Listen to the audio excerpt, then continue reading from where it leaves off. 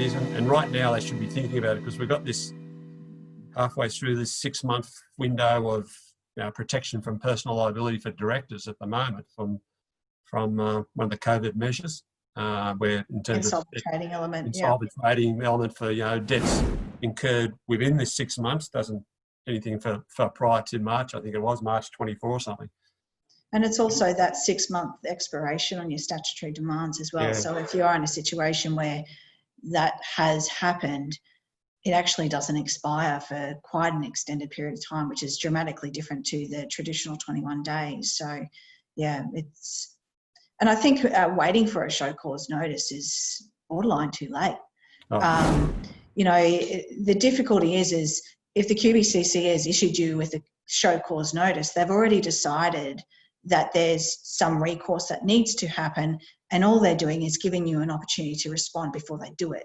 And I think if, you refer to a contractor that's in a good cash flow position, if you're in a good cash flow position today, but you recognise that you end up with being faced with a tender or a project and you get told by the principal, look, we're going to sit on that for 6 months. And that was the only project you had in the pipeline because it was a resource that was quite heavily intensive on the business.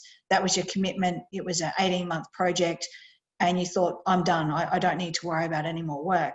That one comes off the table.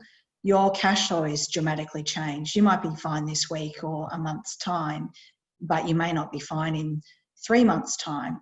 And it's about foreseeing that and recognising that, there is an element of a stigma about being attached to insolvency practitioners because of the risk to the licence. And definitely in my experience, we're alive to the repercussions. Voluntary administrations don't work for the construction industry the way it works for other industries.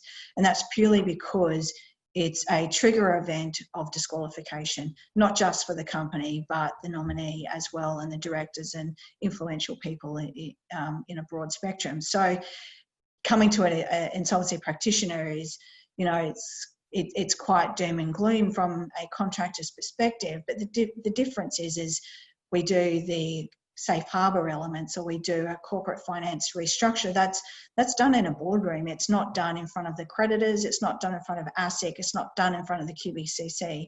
Sure, there's strategies where it may benefit to bring some of those stakeholders to the table, but it's not a formal engagement. So you're not putting at risk your licence, but you're demonstrating to your stakeholders, particularly QBCC and your bank, that you are taking proactive steps, that you've identified early that you need to do something, and this is a strategy that you're putting in place, or you've got experts in place where you can actually work on your cash flow and go, right, what are we going to do different? How are we going to adapt this?